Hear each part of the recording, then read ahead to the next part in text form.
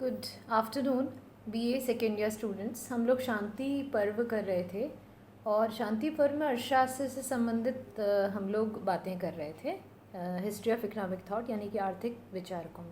हम भारतीय आर्थिक चिंतन कर रहे हैं। भारतीय प्राचीन आर्थिक चिंतन में शांति पर्व, जो कि महाभारत में हमने बताए थे कि शांति पर्व है, तो उस शांति पर्व के तहत क्या दे रखा है। तो उसमें हमने सबसे पहले कल किया था राज्य अपने नागरिकों की सुरक्षा तथा उनकी आजीविका की व्यवस्था करे, और इसके लिए ये उसमें एक नियम बता रखा है कि ये करें।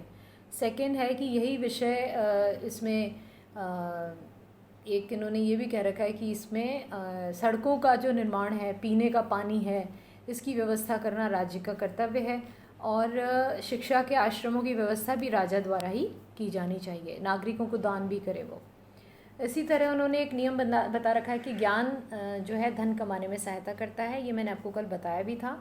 वस्तुओं के उत्पादन में लोगों में प्रतियोगिता का होना ज़रूरी है। उन्होंने कहा था इससे प्रेरणाएं रहती हैं।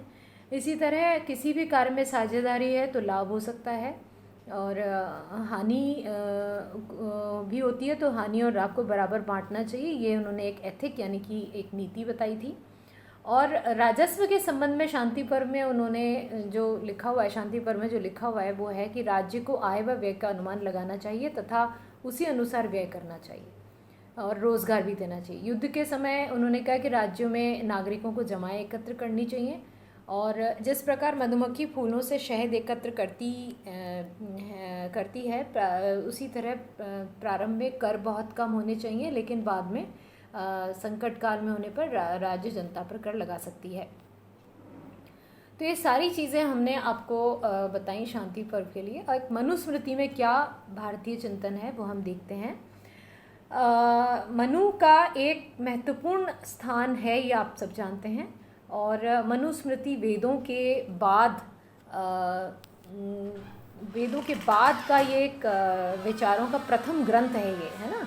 और मनुस्मृति मुख्यतः राजनीतिक प्रकृति का ही ग्रंथ नहीं है, बल्कि आर्थिक जीवन से जुड़े बहुत सारे महत्वपूर्ण इसमें सिद्धांत दे रखे हैं, नियम दे रखे हैं। जैसे पशुपालन का, उद्योग का, व्यापार का, करारोपण का, उत्तराधिकार आदि के विषयों पर बहुत ही महत्वपूर्ण तरीके से मनुस्मृति में बोला गया है।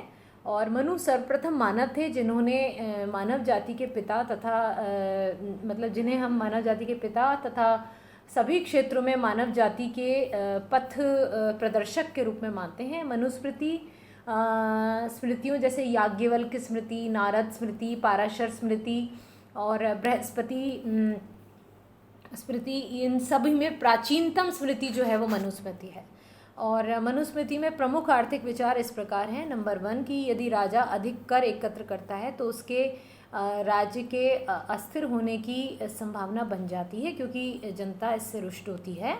और उन्होंने ये भी दूसरा उन्होंने ये बताया कि इसके कारण उन्होंने कहा था कि राजा को अनुचित और अधिक कर नहीं लगाने चाहिए। फिर उन्होंने कहा कि कर का निर्धारण उत्पादन लागत के निश्चय के बाद करना चाहिए। उत्पादन लागत के हिसाब से फिर कर लगाएं, अथवा अन्यथा कर न लगाएं। फिर है कि राज्य को अपने कर्मचारियों के वेतन निर्धारित करने चाहिए। और एक उन्होंने चौथे नंबर पे बताया था कि शिल्पकारों से कर लेने की बजाय माह में 1 दिन कार्य करवाना चाहिए। शिल्पकारों से उन्होंने कर लगाने के लिए मना कर दिया था। फिर उन्होंने कहा मंत्रिमंडल में वित्त मंत्री भी होना चाहिए।